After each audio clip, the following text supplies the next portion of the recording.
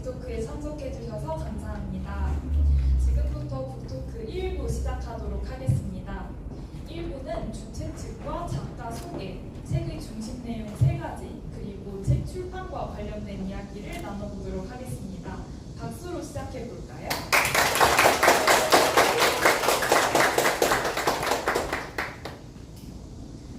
우선 이 자리는 문화플랫폼 S1472와 관악구 꿈드림센터가 함께 마련했습니다.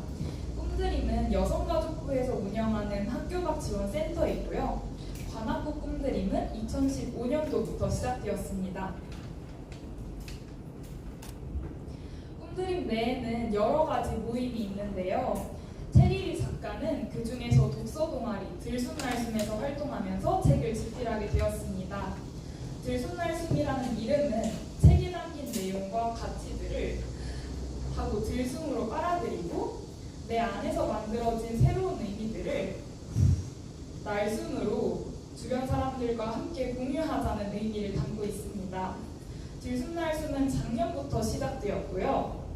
한 달에 한 권의 이 책을 읽는 것을 목표로 하고 있습니다. 공용도서를 읽고 이야기를 나누는 것뿐만 아니라 각자 자유도서를 골라서 공유하고 이야기를 나눌 때도 있습니다. 체리리 작가님처럼 글을 쓰는 데 관심 있는 친구들은 본인이 쓴 글을 함께 나누기도 하고요. 그리고 사회를 맡은 저는 독서 동아리 들숨날숨에서 대학생 멘토로 활동하고 있는 이승주입니다. 다음으로 오늘의 주인공을 소개해드리도록 하겠습니다. 옆에 앉아 계신 체리리 작가님께 박수로 인사드려볼까요? 작가님, 자기소개 한번 부탁드리겠습니다. 저는 꿈드림센터에서 독서 동아리 활동을 하고 있는 본명은 이윤주, 필명은 체리리입니다. 올해 4월에 엔도책방이라는 1인 출판사를 차렸고 독립서점을 차리는 꿈을 가지고 있습니다. 학교 밖 청소년으로서 충실하게 모험하며 주체적인 삶을 살아가려고 노력 중입니다. 네, 이렇게 만나 뵙게 되어 정말 반갑습니다. 이제 책에 대해 간단히 소개해 주실 수 있으신가요?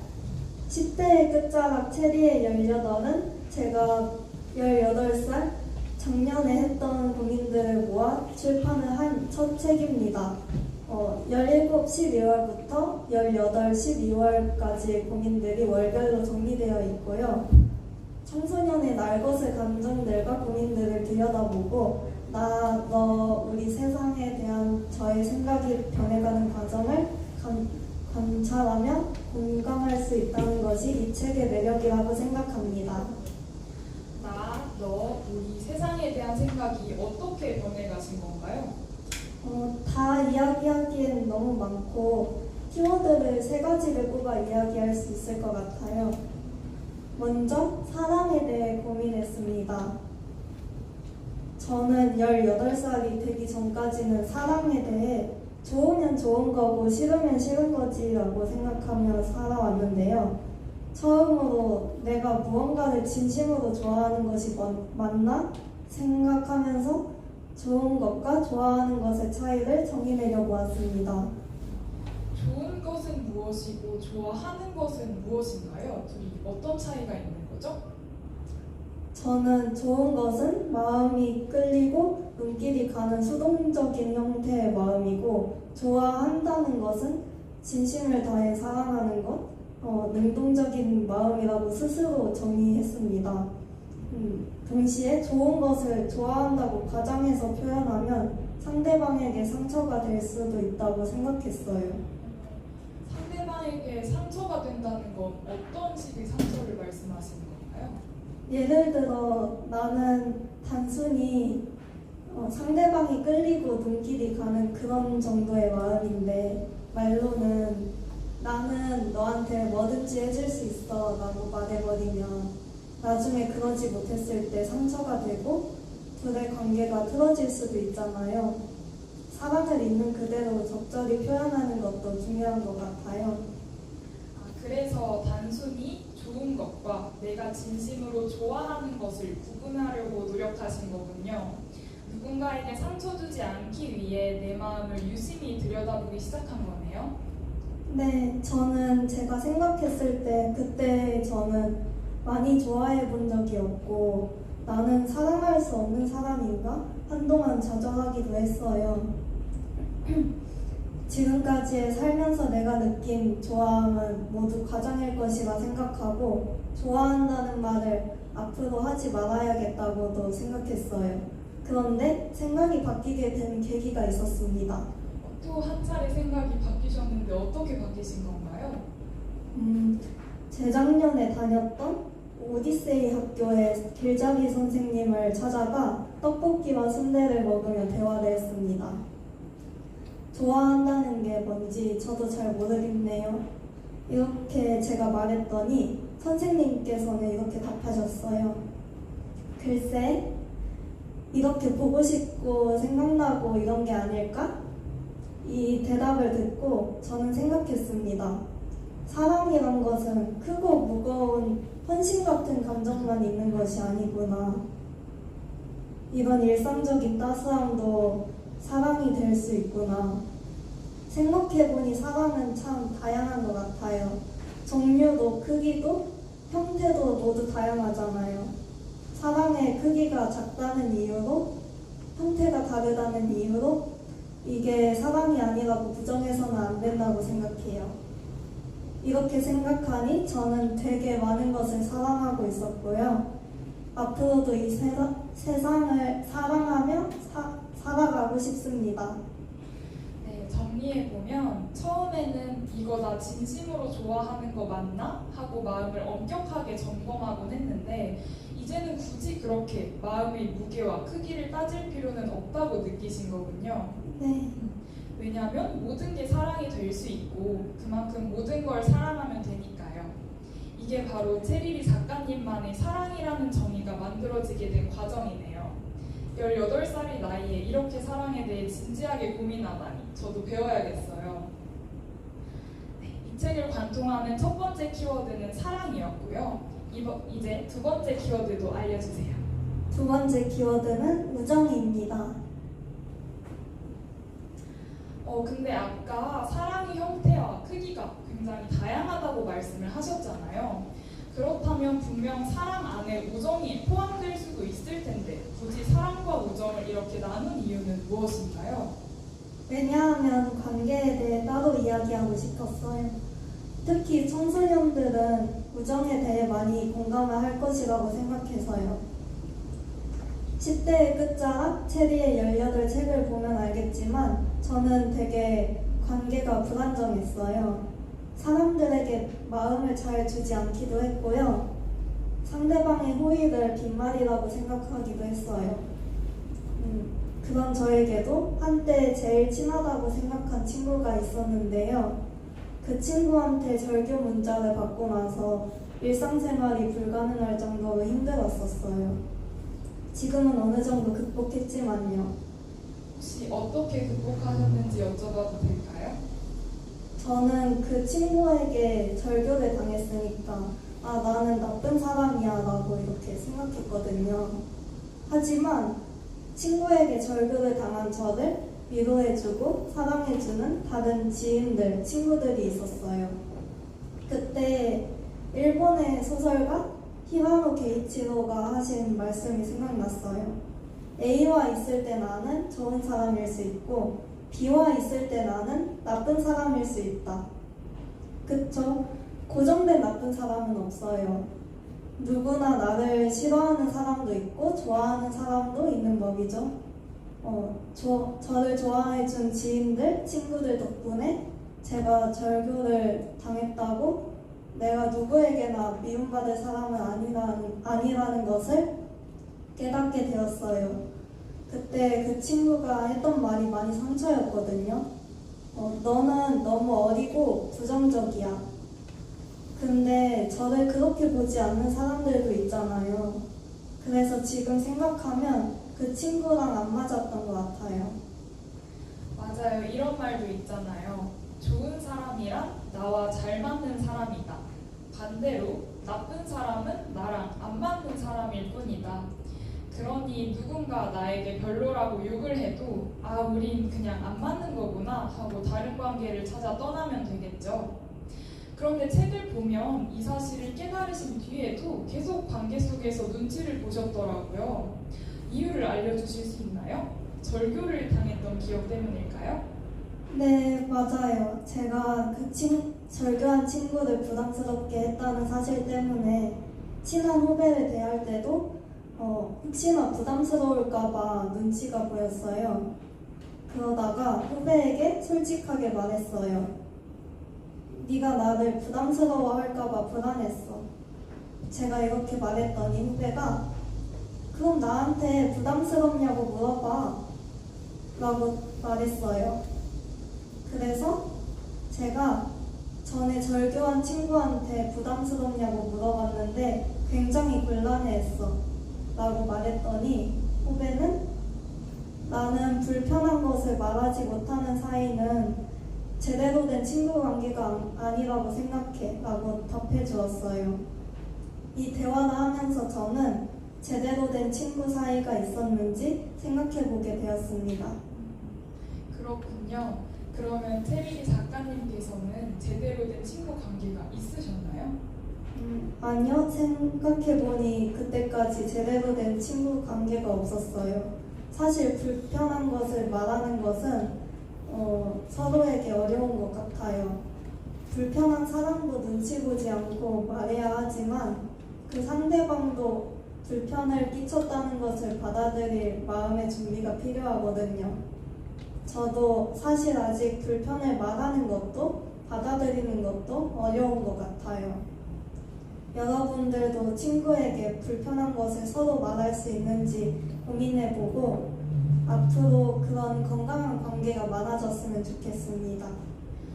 맞습니다. 건강하고 솔직한 관계를 만드는 일은 너무 어려운 일이죠.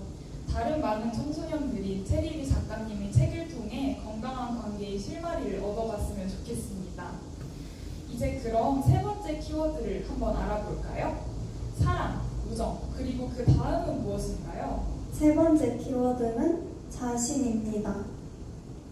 저는 항상 진짜 나와 가짜 나를 나누었는데요.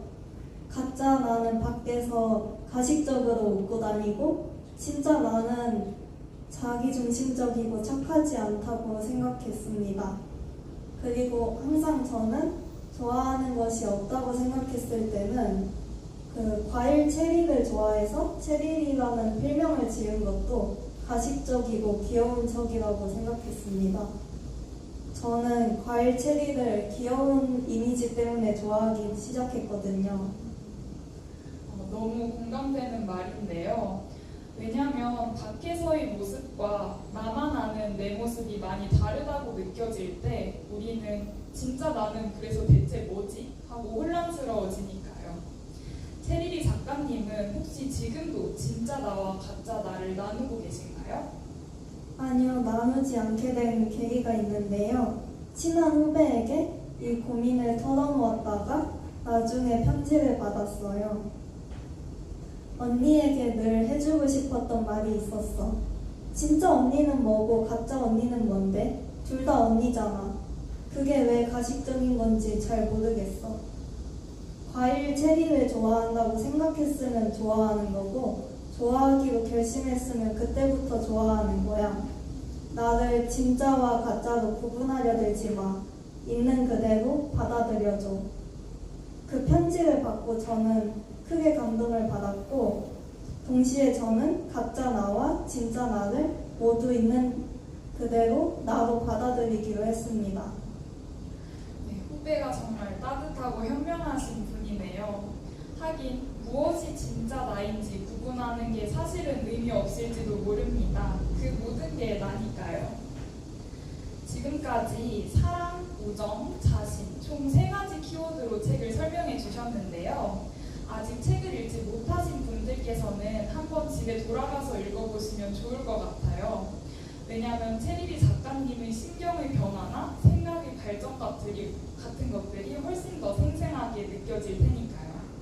저도 이 책을 읽으면서 혼자 감탄했었거든요.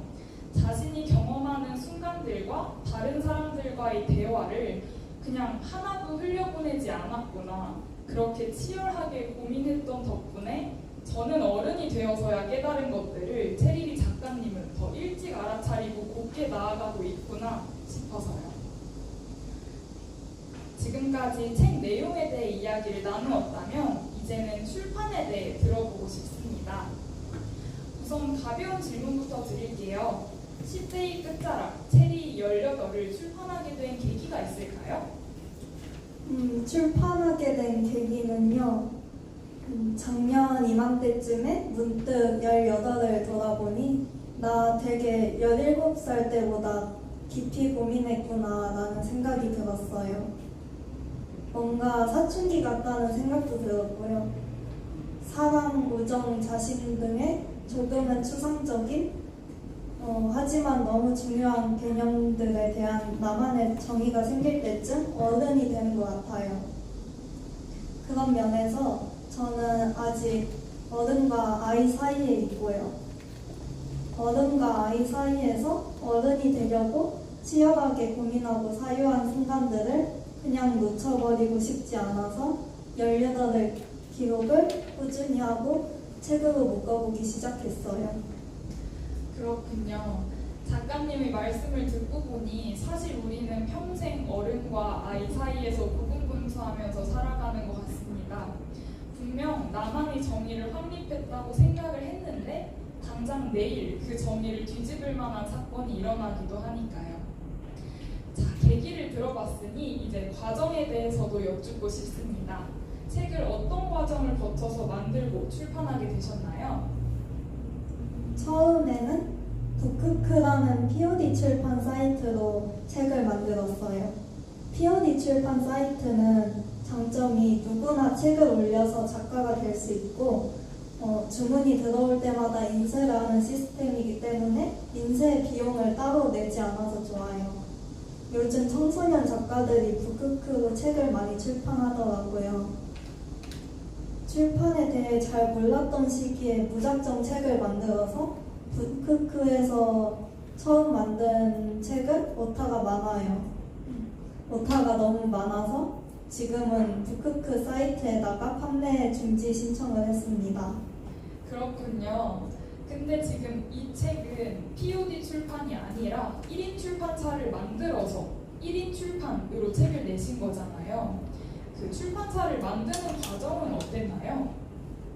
보통의 성인들은 출판사 등록을 할 때 3일밖에 걸리지 않는다고 하던데 저는 미성년자라서 3개월이나 걸려서 힘들었습니다. 3개월이라니 다른 어른들보다 30배는 힘드셨을 것 같아요. 왜 그렇게 오래 걸렸는지 여쭤봐도 될까요? 출판사도 일종의 사업이잖아요. 미성년자가 사업을 하려면 등기 등록을 먼저 해야 해요. 그게 제일 힘들었는데요. 등기소에 7개의 서류를 첨부해 미성년자 등기 신청서를 내야 하는데 제가 무슨 서류를 가져와야 하는지 찾아보지도 않고 무작정 간 거예요. 사실 미성년자가 등기 등록을 한다는 것 자체가 흔하지 않아가지고 인터넷에도 많이 나와 있지 않고 제가 등기소 가니까 직원분들도 되게 당황하시더라고요. 당황하면서 매뉴얼을 찾아보고 친절하게 알려주시는 직원분들도 계셨지만 잘 모르면서 등기 등록을 하러 오냐고 화를 내실 땐 약간은 상처였어요. 출판사 등록도 3가지로 나눌 수 있는데요. 미성년자 등기 등록, 그 다음엔 출판사 등록, 사업자 등록으로 나뉘어져요. 성인분들이라면 출판사 등록과 사업자 등록만 해도 돼요. 그럼 출판사 등록과 사업자 등록에 대해서도 한번 간단히 이야기해 주실 수 있나요? 출판사 등록이 제일 쉬운데요. 자신이 사는 거주지의 구청에 가서 문화관광체육과에 들어가 출판사 등록 신청서를 씁니다. 첨부 서류는 신분증과 사업 공간에 대한 임대차 계약서나 부동산 등기만 있으면 됩니다. 중요한 건 내가 지을 출판사 이름이 이미 있는 이름인지 미리 확인하고 가는 것이 좋아요.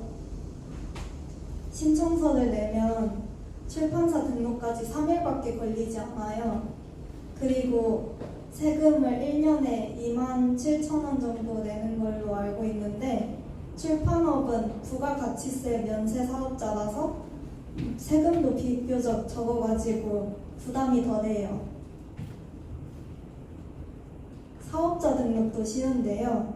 인터넷에서 홈택스 사이트에 들어간 다음 사업자 등록 버튼을 누르고 자신의 사업에 해당되는 항목을 클릭하고 첨부 서류를 제출하면 돼요. 저는 첨부 서류로 출판사 신고 확인증과 부모님이 써주신 법정 대리인 동의서만 냈는데 하루 만에 등록이 되더라고요. 미성년자일 경우 국세청에서 본인과 부모님께 확인 전화가 오는데 학력이나 나이 같은 거 있는 그대로 말하고 사업은 간단히 어떤 사업을 할 것인지 이 정도 이야기하면 돼요. 그리고 나중에 사업자 통장도 만들어야 해요. 너무 듣다 보니까 정말 대단하다는 생각밖에 안 듭니다. 아직은 어린 나이인데 그래서 하기 참 어려우셨을 텐데요. 맞아요. 참 어렵네요. 끝이 아니더라고요.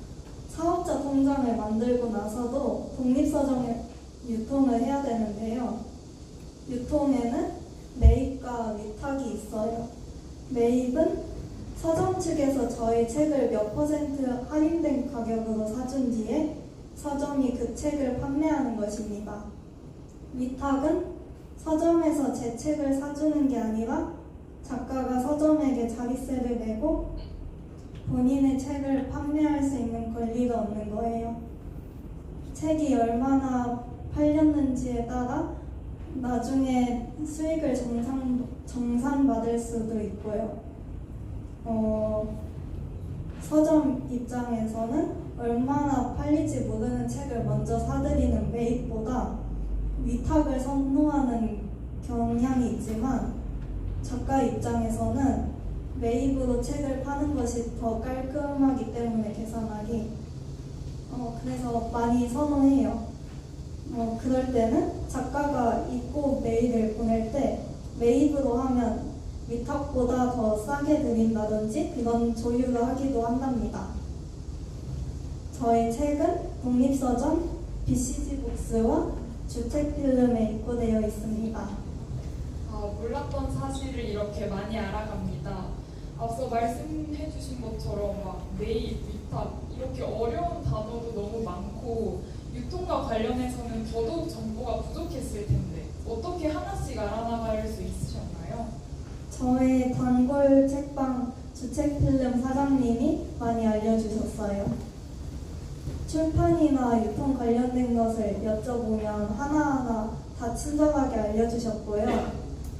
출판 관련된 것 말고도 제가 외로울 때 옆에서 같이 밀크티 마시면서 수다 떨어주신 감사한 분입니다. 앵두책방 독립출판사를 운영할 때 주책필름 사장님의 도움이 커서 북토크에서 언급하고 싶었습니다. 항상 감사합니다. 네, 저희도 주책필름 사장님께 참 감사드리고요. 이제 곧 1부를 마칠 시간이 다 되어 가는데요. 딱 2가지 질문만 더 드리겠습니다. 최미기 작가님, 앵두책방 독립출판사를 세우게 된 소감은 어떤가요? 저 같으면 너무 벅차고 두근거릴 것 같거든요. 소감이요? 되게 기쁘고 뿌듯하다기보단 막막하죠. 솔직히 막막해야 하는 게 맞는 것 같아요. 주변에서 책이 멋지다 할 때 잠시 기쁘긴 한데 그렇다고 그 기쁨에 취해 있으면 자만하게 되어 많은 것을 놓치게 된다고 생각해요. 그러니까 끊임없이 고민해야죠. 아무리 작은 독립출판사라도 저도 유명한 작가가 되는 것을 상상해요. 가끔은 그 자리에 걸맞는 좋은 사람, 멋진 사람이 되어야 한다는 부담감에 숨이 벅찰 때도 있고요. 하지만 어쩌겠어요. 저의 꿈이고 제가 좋아서 하는 것이잖아요. 그리고 무엇보다도 좋은 영향력을 주고 싶은 것이 삶의 목표니까 앞으로도 치열하게 고민하며 출판사를 꾸리고 싶어요. 나중에는 독립서점도 하고 싶고요. 저는 가벼운 마음으로 저의 일을 하고 싶지 않아요. 여기까지 조금은 솔직한 저의 소감이었고요. 앞으로도 앵두책방 잘 부탁드립니다. 잘 부탁드립니다.